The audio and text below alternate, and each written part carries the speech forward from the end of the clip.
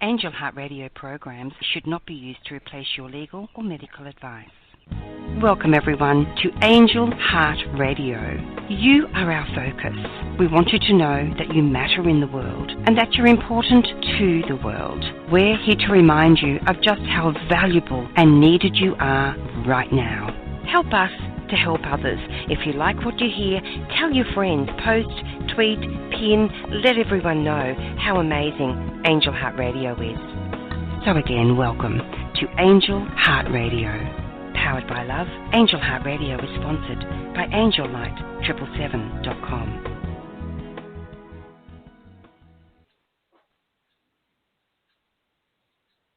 Tis Annette McCoy here from Melbourne. Thank you for joining us wherever you are. As the lovely Annette said, I always get excited on a Wednesday here in Melbourne because I delight in touching people no matter where you are around the world. And that's one of the mysteries of Angel Heart Radio. We never really know how many people are listening, where you are listening from, or anything about you. So if you'd like to ring in today and tell us a bit about yourself, we'd love to hear from you. As always, at this time of the month, I have Janet Hickox with me. And Janet delights in sharing her knowledge of astrology, especially human design astrology. What excites me today is that Janet is going to share with us about Uranus, because Uranus is an amazing planet in that it's well, Janet, it takes ages for it, doesn't it, to do a loop, if you like. Yeah, exactly. Uranus, I always call it Uranus because every time I say Uranus, I just want to giggle. Well, thank you. Yes, because I thought, how am I going to get through this? Uranus. Okay. I say Uranus. Maybe I'll just say the planet, the sideways planet, we might as well call it, because Uranus is one of those very distinctly different planets that we have in our solar system, in that it is, you know how Earth turns on an axis that we basically say is north and south. Well, Uranus is basically tipped on its side, and so it rolls on its axis as opposed to our circular axis. And so it is already unique in its configuration. Whenever I think of that planet, I think of uniqueness. I think of difference, being eccentric even. But I think, unique is one of the best words to describe what goes, maybe the traits of that planet. But Uranus is pretty far out there, and it takes 84 years for that planet to transit once around your chart. So if you are 84 years old or older, then you are experiencing a Uranus return, which, of course, a lot of people nowadays are living beyond that, so they do live long enough to have that return. But for a lot of people, they'll never see a Uranus return in their lifetime because of how long it takes for the planet to turn. And when I say turn, I mean going around the sun, right? Its axis or its orbit of the sun. So today we're going to talk about the fact that Uranus, which takes about 7 years through each sign, is about ready to move out of Aries, where it's been since 2011, and move into the sign of Taurus. And anytime a big planet like this or an outer planet changes signs, it is a herald of changes to come. And in whatever the areas are of the planet that the things that the planet rules, and the sign that it's moving into, what it rules. And so we have some really interesting things to talk about today as far as what is going on with Uranus. Now, the outer planets, Annette, are usually the ones that we think of in terms of the dynamics that go on the collective. Generationally speaking, big changes come when these outer planets, and typically that would be Uranus, Chiron, Neptune and Pluto, when they change signs, it's a big thing, right? Because they just don't do it that often. And if we think back to 2011, the day that Uranus moved out of Pisces and into Aries was the day of the huge Japanese and tsunami, and the which led to the nuclear fallout and nuclear meltdown at the electric plant in Japan. And so we already can think of things as happening on the day or the day after a planet moves in, this kind of a planet moves into a sign.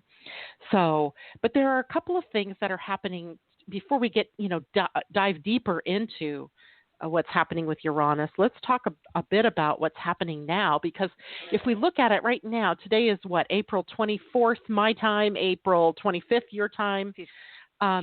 And we are about 3 weeks away from that movement of Uranus into Taurus. And there are a couple of major players that are having some difficulties now that we want to talk about, perhaps, that may be creating some chaos in our outer world as we run up to the date that Uranus moves into Taurus. And that is that Mars, which is a planet that we think of as action and conflict and aggression and assertion. It's very dynamic. I mean, if you are going to start a project or you're going to move, forward with something, you really kind of want Mars on your side because it really confers that energy of forward motion. But he's also the god of war, and he's a bit confrontational at times and creates conflict, revels in conflict even at times. And he is making his 2-year connection to Pluto this week, tomorrow, as it is in my neck of the woods. You are probably already experiencing its power in your world right now.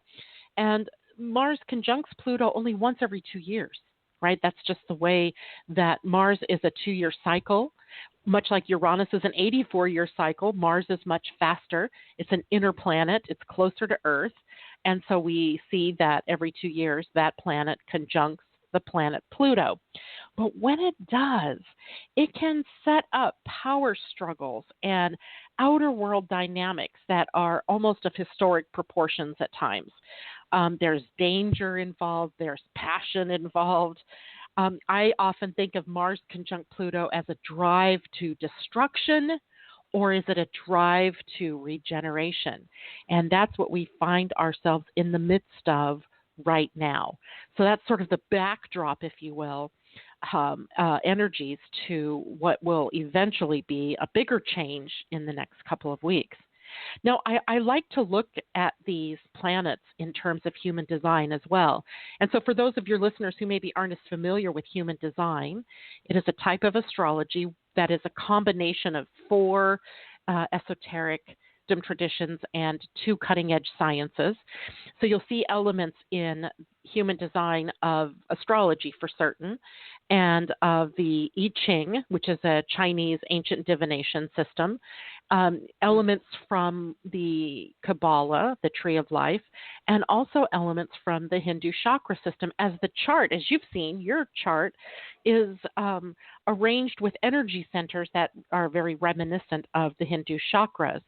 And then the 2 cutting-edge sciences involved are quantum physics, the idea that we're energetic beings and that we're always exchanging energy, whether it is between humans or humans and the environment and the earth, humans and the earth, etc., and including the solar system in the entire universe.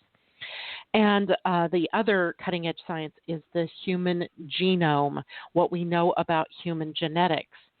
And taking a look then at what gate that the planets are sitting at gives us a little bit more insight into what types of things we are looking at in terms of our evolution, right? None of this makes any sense if this is just, random stuff happening to us, right? Like walking down the street, getting hit by a bus has no real meaning unless there's a backdrop of some kind of an evolutionary impulse. And That is exactly what I like to do with human design, is to look at what is it that we are evolving towards. Astrology does the same thing, but in a more, dare I say, mechanical way, right? We're looking at planets and we're measuring angles and they're in such and such signs, where human design really can kind of give us that energetic look where we can, it's like looking through into a deeper, through a lens, right? Where we can focus in a little bit tighter. So when we look at Mars right now, Mars is sitting at the gate 54, which is arranged, if we arrange these gates in energies that are the shadow at the lowest frequency of its expression, the gift meaning the next highest level of its expression, and the siddhi, which is a word from the gene keys that means, it's actually a Sanskrit word that means the highest expression of something, then what we see is that at gate 54, what Mars is really teaching us about on the lower levels is about greed, right? Looking at the world through the lens of greed and the shadow of greed. And the next level up, if we're going to evolve away from greed, what we have then is aspiration. And if we evolve to the highest frequency in this gate 54, where Mars is taking action right now, we have ascension, really the completion of our human template, if you will, into the highest perfected form of the human. Of course, I doubt seriously that we're anywhere close to getting to that yet. I mean, that is what we are aspiring to. That is what we are evolving towards, both collectively and individually. So although there may be individuals that are ready to, resonate with that frequency, the collective isn't there yet. But what we're seeing right now is this backdrop drive toward enlightenment. And that's a beautiful part of this action-oriented, regenerative-oriented energy that's happening right now.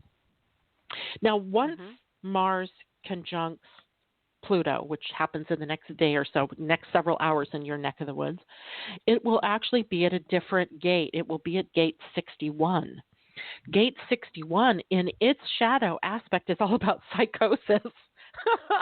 And I got to tell you, when you look sometimes at things that happen in that outer world, you go, what in the what is going on?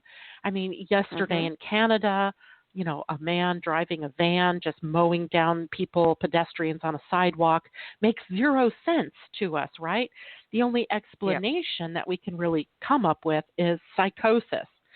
Insanity sort of thing, an energy that is being expressed through that person, but is really kind of indicative of the energy that's available in the lower frequencies right now.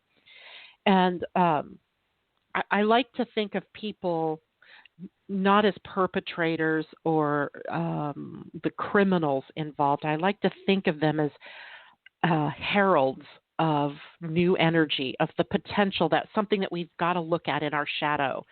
As in, on a soul level, they were chosen, or they chose to do these things to wake the rest of us up. That doesn't make it right, that what he's done, but that's not how I look at this. I look at this in this greater evolutionary thing. What does this mean for us?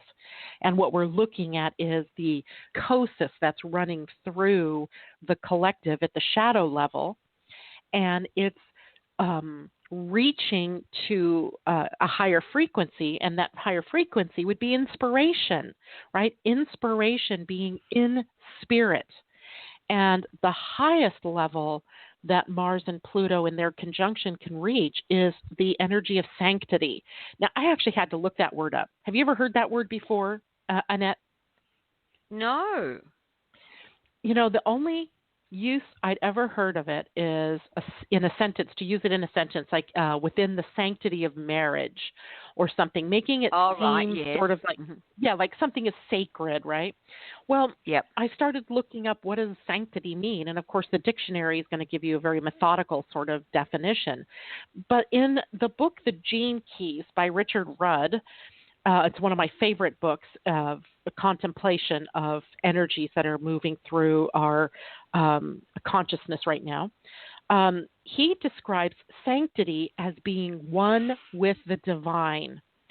So what we see is these two planets are partnering up in a place that affords us another opportunity to really come into a resonance with the truth of who we are. And even though on the outer world, some of these energies sometimes create havoc and, destruction, even conflict or confrontation, they're really meant to engage us in a movement upward through the frequency. Does that make sense? It does, yes. Yeah. So even though, the outer world looks crazy at times, I mean, frankly, sometimes it's so disturbing I can't even, I don't want to watch the news. I don't want to know what's going on. It has its purpose, and its purpose is to bring us all along on this evolutionary projection, let's say, or trajectory where we're, moving up that evolutionary scale. So involved with these two planets during this time, all through this week, as a matter of fact, is the Black Moon Lilith, who is really about our shadow. And our shadows are all about our call for more and more love. How do we bring more and more love to ourselves by releasing fear? And the fear that the Black Moon is mitigating between these two, Mars and Pluto, is the fear of neglect, and the shadow of control. Right, on this within ourselves, our control of others, our wanting to tightly control our outer world, so that we, can stay. I guess control sometimes is a way to keep us from being the victims of change or of circumstances that we feel like are beyond our control. But I'm telling everybody today, this backdrop here that I'm bringing to you is all in preparation for all of the control that you think you have being taken away from you here in the next few weeks. And indeed, this begins a very long process of changes coming to us from now until at least through 2023. Now, I don't want to get into all of that right now because I think sometimes that can become way overwhelming.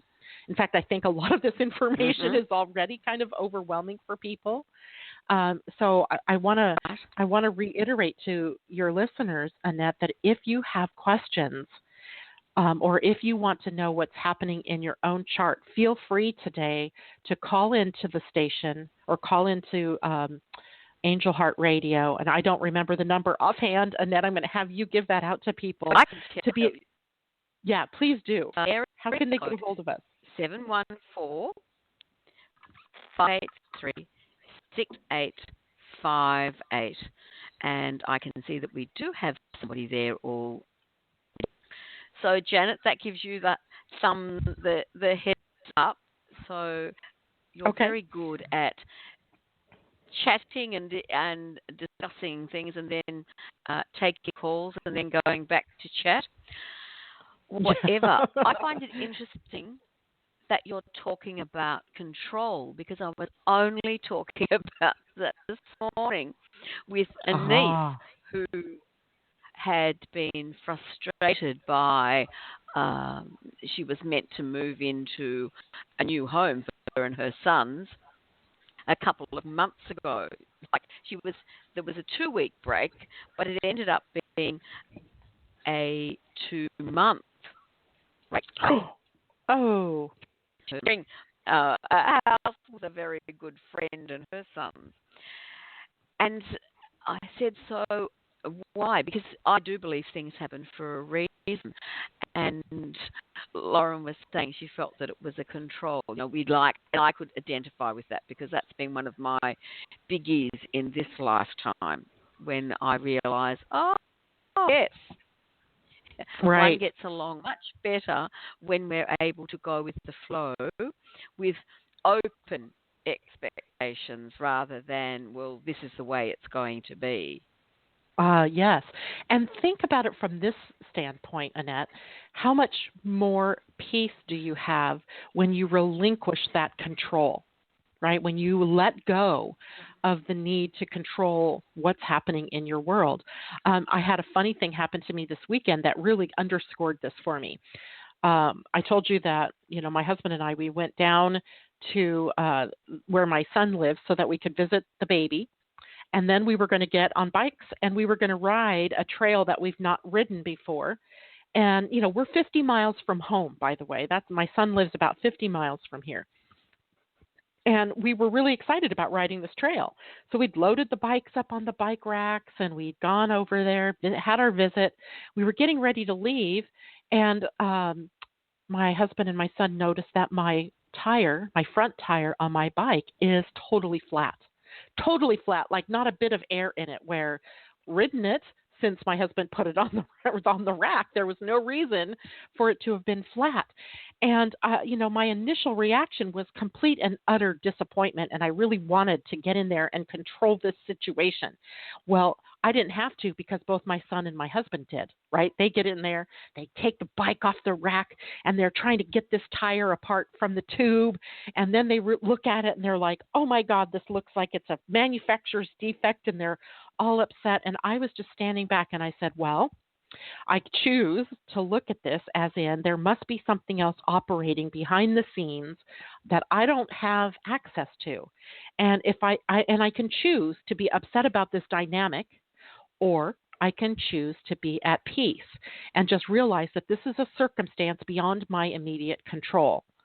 And so I looked at my husband and I just said, okay, well, we're going to head home eventually anyway. Why don't we just head over to the bike shop near home and find out what's wrong with my tire? And if we need to, we can take a ride, closer to home. And this trail, we can always come back up here and ride this trail another day. And he was like, oh, yeah, that's a great idea. So we get in the car, go back, get my tire fixed. And then we had a lovely day just riding a trail that was more local. But I can tell you that the outcome could have been a whole lot worse if both of us were trying to wrestle with controlling the situation. I might have been, pushing my way into finding a bike shop somewhere around that area that my son lives. And then we would have, maybe not had as much success in the whole situation. Maybe riding that trail, there was danger and I couldn't see it.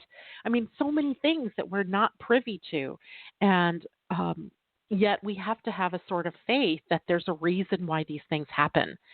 And it happens that way in the bigger world all the time, right? Where we think we have this grand plan that we're going to do this particular thing with our lives, or we're going to move into this apartment in 2 weeks, or we're going to move or, do whatever, and it blows up on us. And then we attempt to control it and, bring it back under our control. And I have to think it's probably because we're a little fearful of what that means, right? What does it mean if I don't have control, right?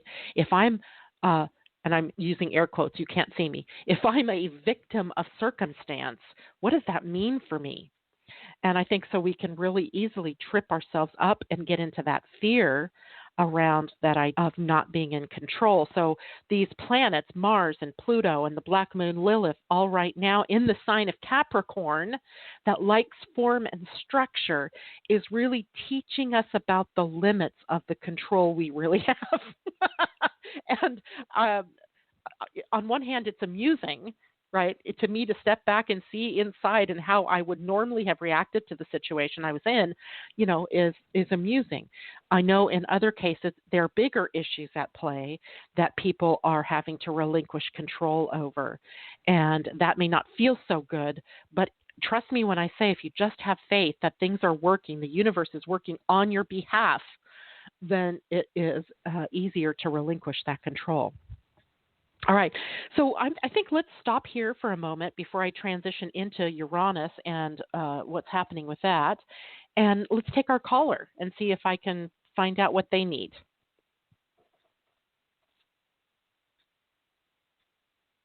Annette? Hello? Annette, can you hear me? Did you lose your sound? Are you muted? Am I muted? Holy cow. Well, okay. I'm assuming maybe Annette is muted. She might be talking to the person on the other line. So I will sort of introduce the topic of Uranus. As if you've listened to Annette's show in the Hello. past, hello. Hey. G'day. This is Bob over in the Whitsunday Islands, and I've just been unmuted. So, yeah, are you ready to take my call before you stream off into Uranus? Yes, absolutely. What is the question that you'd like me to help you with, Bob? I'm pulling up the actual chart right this minute. Well, my life is awesome, and I really know who I am now. I'm really centered, and I'm kind of hoping to meet a partner. Is that on the cards? What in more detail does my future hold for me, other than being joyful, gentle, loving, and abundant? So if you could fill in any details, I would be grateful. Well, that's pretty awesome to be all of those things. So let's take a peek at your chart right this minute. So interesting. You are right now having a lot of energy focused in houses that are not necessarily relationship houses, but are transformational houses nonetheless. There must be something that you're working toward right now, Bob, that is increasing or broadening your horizons. Do you have some kind of travel that you're planning, or have you undertaken some kind of new study? What's going on in that part of your life? I think what's happening for me at the moment, for me, my mind is just a tool that I use when I choose. So I'm spending a lot of time in mapping out my inner journey, and I'm pondering things like learning the language of feeling, of energy, rather than the language of words, because more and more I'm finding places within me that I call my knowing, and it don't have any. My knowing has no words, so I'm trying to learn how to communicate, connect with that arena, and it's through feeling. So I'm trying to learn the language of feeling. Okay. So yeah. Well, that's probably right up the same kind of thing I'm looking at here, because the planets involved are Pluto, Mars, Black Moon, Lilith, and Saturn, all in Capricorn, and they're opposing your natal sun in Cancer, which is conjunct Uranus and also conjunct Venus. So there's a lot of work going on the inner dynamics for you in that way. The next several years, and I mean several, 7, 8, 9, 10 years perhaps, are going to bring I'm going to live that long? Most likely, are going to be bringing you some surprising unconscious patterns, perhaps, that have been keeping you from experiencing everything that you want to experience in relationship. Now, up until about the second year of that, there probably isn't going to be much of a dynamic going on. But after that, Jupiter hits your 7th house of relationship. And so somewhere here within the next couple of years, that potential exists for you. And, of course, that is coming up out of your inner search for the pattern that's kept you from having that connection that you're seeking. Does that make sense? Yeah. Awesome. But hang on. I won't say it makes sense. I prefer to say it resonates. Awesome. It resonates. That's perfect. That's perfect. And, right now, the Sun and Venus are both the ones that are triggering that information. As we move further along here, though, in the next couple of weeks, it's going to become Uranus, and that's the one that's going to spend the most time in that 12th house, digging up some of the self-sabotaging behaviors, maybe digging up some of the blocks or the limiting thinking that's held you to keeping that as something that you haven't experienced yet. But as you work with that energy, more and more becomes available for you to experience. Okay? Yeah. All right. Cool. Thanks for your time. And Annette, you need to get a longer show, darling. You need to get a longer show. You can always see me every weekday on Living Astrology. I do a daily show talking about all the things to do with astrology. So maybe you would, although 8 o'clock my time is probably awfully early for you guys. It is. Just a tad. Never mind. Yeah, exactly. Thank you. Thank you for joining us. And that certainly for me was another lesson in control. So thank you. Nice one. Now, okay. Janet, we have another person who has been waiting patiently. Will we take that call and then we can round out the show? This person is area code 917. Welcome to Angel Heart Radio. Hello, Annette, and hello, Janet. How are you? Good. How are you doing? Terrific. Who are you speaking with? My name is Ellen, and I would just love a reading. Ellen, have I done a reading for you before? Yes, a couple of months ago. Ellen, Condon? No, probably not. Is that your last name, Condon? No, it's not. You read for me on this show a few months ago. Okay, and what is your last name? Did you give me that? I don't know. Ryan, R-Y-A-N. Okay, so R-Y-A-N. Let's just see here. Sometimes I get people's last names, and sometimes I don't. I do. Ellen Ryan, there you are. So let me pull your chart up here, Ellen, and in the meantime, tell me what it is I can help you with today. Do you have a specific question, or are you just interested in kind of the overall, what's going on with you? How about an overall? You just look at that and tell me what strikes your fancy. All right. Well, what's striking my fancy these days is really all about what's going on in Capricorn and this upcoming Uranus move into Taurus. So let's deal first with the backdrop of all of the energies that are focused in Capricorn right now, and they're focused in your fourth house. Are you moving or looking at having to make some, very basic changes in your life, Ellen? Or have you had to make some? I moved in March. No, it was late February. Okay, good. So that part's done, and this has been ongoing, right, since last December, and it means that there were very powerful changes rippling through your life, and they were affecting the fourth house of stability, of your where you would maybe have to move, literally relocate, where you would have issues with a home or something like that. So hopefully that dynamic has changed. It would have been affecting your natal Black Moon Lilith, which is to say that you're having a Black Moon Lilith return at this point in time, where every time we have, it takes 9 years for the Black Moon Lilith to come around completely through a chart. And every time she does, it's that much more of the shadow that you're able to see and to be able to heal and work with. So this shadow of neglect, or the fear of neglect, or trying to control one's life and one's immediate outer world, is slowly losing its hold on you, hopefully, including having to make a move, which hopefully you did with ease and grace and did not have to, go kicking and screaming against having to do that. Now, I'm sorry. Go ahead, It was a pretty smooth move, yes. It was fine. Mm-hmm. That's nice. Very nice. Now, Saturn is in retrograde right now and will come moving into that fourth house again as we move into the fall. Is this a long-term thing that you're going to be staying in this place, or did you buy a home, rent a home?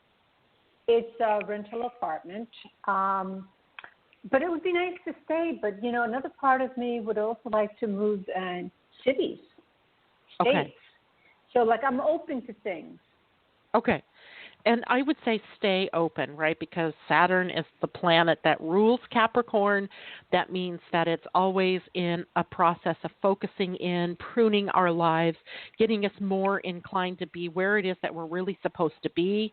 And it may be that through, staying, just out of fear and just stepping back, that you will find the perfect place, right? It will have all of the things that you need to, dare I say, even to set you up for, I don't want to say your elder life, because that isn't it at all, but to set up a foundation where you feel secure and where you don't necessarily have to make any other changes in moving or anything like that unless you choose to. So hopefully that is the dynamic that comes up, that you end up in a very safe and secure place where you can really land and plant your feet and feel like, you can put down roots. And that's, the most important thing I think that's going on in your chart. Now, looking at where Taurus is in your chart, are you married right now or in a relationship right now? No, I broke up with someone recently. Very recently? Yes. Okay. I see that because Uranus is at the very last degrees of Aries, and it is in your 7th house of marriage or long-term relationships or partnerships. And literally, I can see that this might have been a course correction, if I dare say it, where that it was almost a revolution that you had to make, right? Something that you had to change in your life in order to bring back more joy and to bring back the idea that, pleasure and having fun and living a light life, an enlightened life. And so I think then when Uranus makes its move into Taurus for you, it is about then really claiming that idea of pleasure and having fun and living from joy. It is everything that Bob said, that gentle, joyful, loving, and abundant life coming for you, right? And all you have to do is reach out and accept it. So, wonderful. Lovely dynamic going on here. How's everything going with money for you right now? It's okay. I wish it were better, of course. But I work, and I would like to be in a more rewarding position, financially rewarding, and more intellectually interesting. Is that a possibility in the near future? It is a possibility in the near future as Destiny, the North Node, backing through Leo right now, is moving almost, it is actually in your 10th house of career and profession right now, where, by the way, is your natal Uranus. So there are changes coming for you in that respect. What I would do now is get some clarity around what does that look like? Where would that be? Who would you want to be working with? What type of work would you want to be doing? And get the what crystallized in your own mind, lest you make changes that are, that you think are going to fulfill your dreams or fulfill your desires, but then don't. So get some clarity around that right now while you have some time. But that's, going to be coming into focus again as we get through into the summer and our summer. Where are you? I forgot where you're living. New York. Say that again? New York. Oh, so you're here in the Northern Hemisphere. Okay. So as we move into our summer and our fall, this is where it is really apt to change. So take some time now to get some clarity around what it looks like to have the best job for you and what kind of money do you want to make, that kind of thing. Okay? Wonderful. Thank you so much, Janet. Thank you, You're most Annette, welcome. too. It was good talking to you, Ellen. Take care. You too. Bye-bye. Bye. Thank you so much, Ellen, and thank you, Bob, for ringing in too. Yes. Janice, I'm not quite sure what happened. However, where there is a will, there is a way. So I'm fascinated. You have been talking about Uranus and the impact that it has. You mentioned that the last time it came in, we went into the depression. Does that mean that we're likely to have a similar thing experience this time? Yeah, so let's break this down a bit because it's hard to see right now what is happening in the financial markets. Although today I pick up my phone, no lie, Annette. I pick up my phone and I happen to see this news flash that the Dow dropped something like 500 points today, 600 at some point. I think it ended at 450 down. And I went, oh my gosh, how ironic is that to be going into a conversation today about the economy or about Uranus moving into Taurus, which definitely rules the economy, and seeing that already blaring across my screen. And, I mean, it's happened a couple of times over the last few weeks where the Dow plunges based on economic data that is coming in. But there's something bigger at play here, something bigger at work here. First of all, you recall that Uranus is a planet of change. It is a planet of rebellion, open or otherwise, open or covert, right? There's something brewing, and it is often evocative of a revolution. There's something that it changes. It is a planet that we think of as turning the world upside down. And certainly that giant earthquake in Japan turned our worlds upside down as we all realized in a very stunning moment of clarity that nuclear energy is probably not safe, right? That all of that was being pumped into our oceans, being picked up by currents and being transferred around the world without our even being able to do a thing about it, right? It's totally out of our control. So what we are looking at then potentially is a global financial or economic revolution, literally, right? Because if you think back to 2008, I'm not sure if it was if you suffered the same effects in Australia as we did in the Western world, but corporation after corporation was closing down. The mortgages, the subprime mortgage market was blowing up, and credit and debt and all of this stuff was like creating this economic havoc. And all we did was put Band-Aids on it, right? We put Band-Aids on this gaping wound without ever addressing the underlying greed, right? The underlying greed that others might say, oh, it was capitalism, right? It's free trade, it's blah, blah, blah. But it's based in greed that created this calamitous affair that we called, at that point, a recession. So considering then now, fast forward 8 years, 10 years, and what we see is that I saw an article in the newspaper just a couple of weeks ago that subprime mortgages are making a comeback. What? Kidding me? I mean, they caused the biggest downturn in our economy in recent history, and you're allowing them back. Such is the case when the president and the Congress relax the restrictions that were put upon the banking industry at the time. So all of these things are building up to this perfect storm of Uranus moving into Taurus, and Taurus being the one sign that rules the financial system.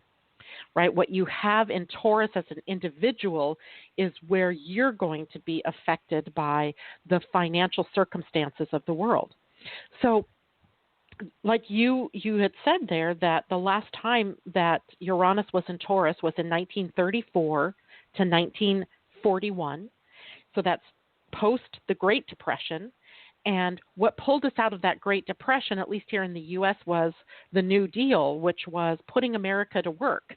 And I don't know if other countries did the same thing, but I would bet they did.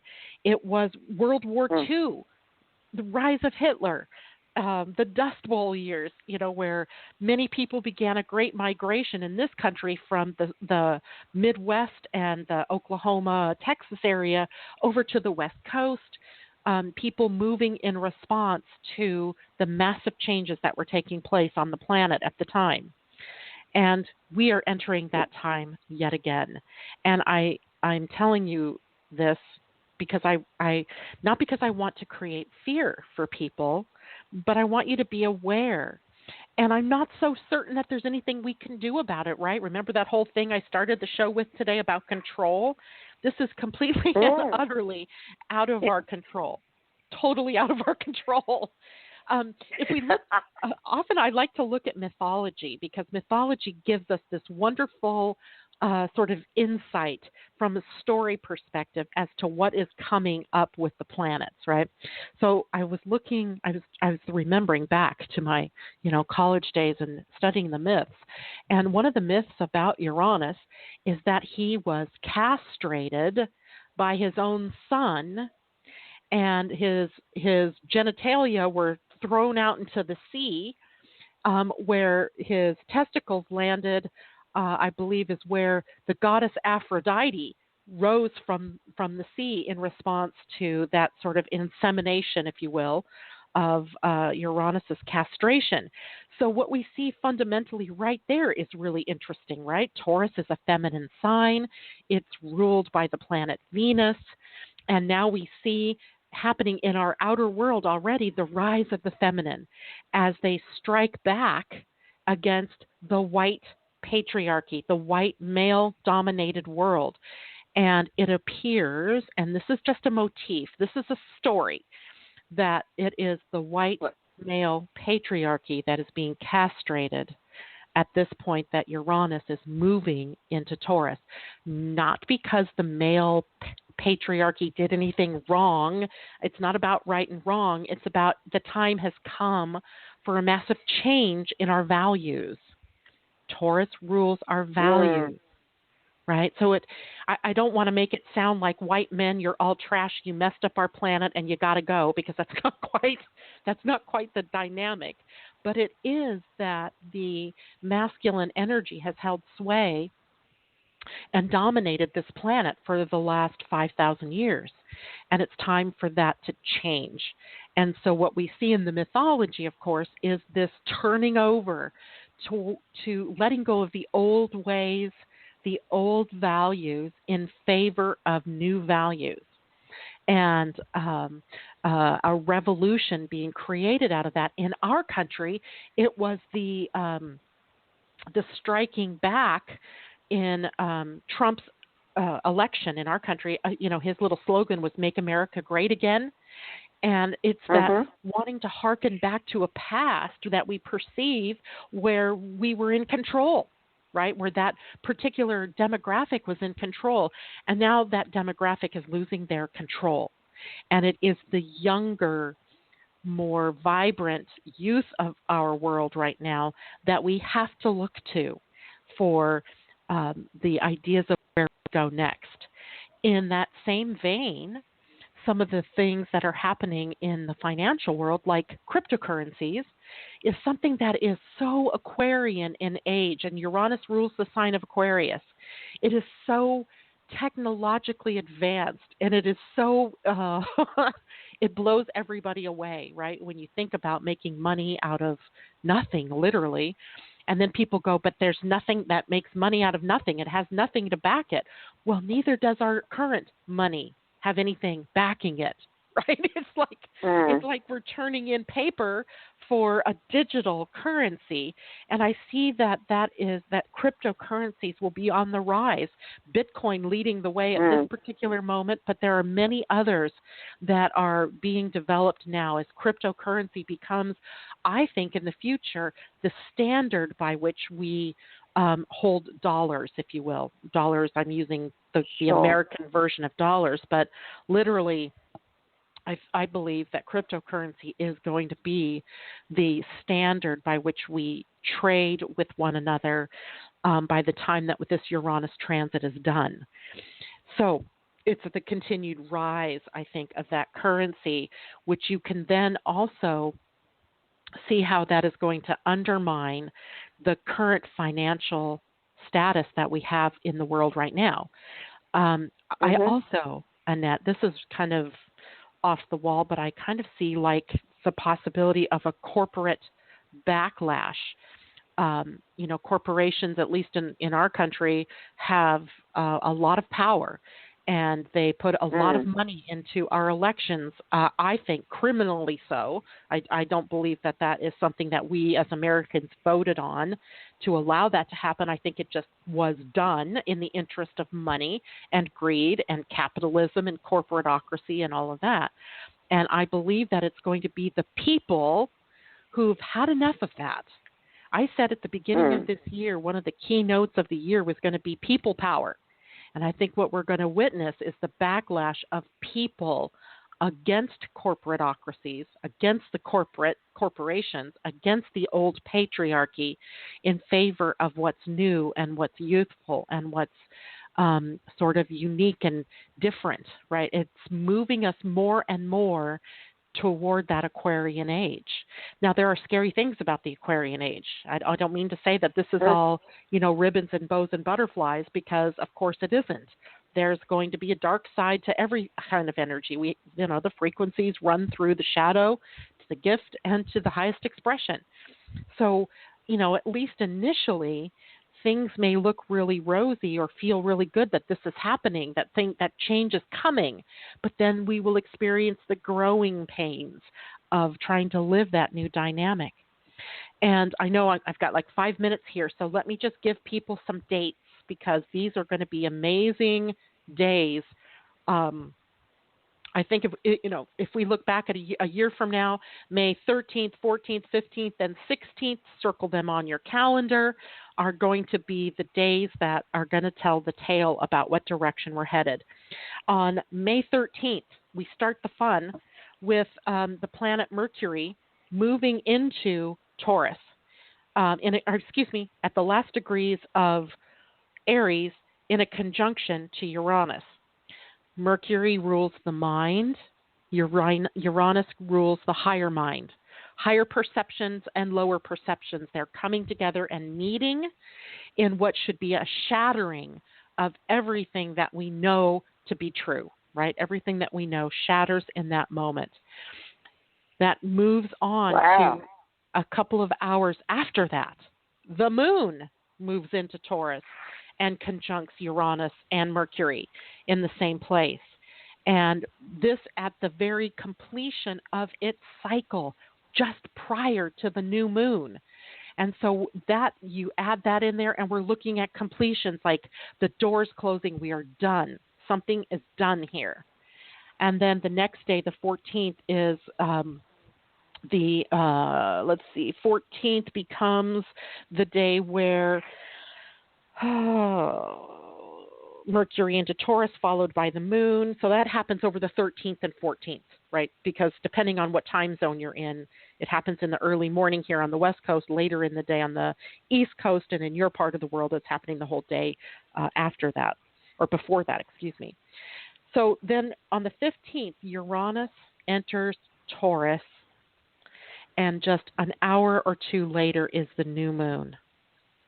So now we have had the door closed the day before, and the new moon begins that day that Uranus moves into Taurus. Something new is coming.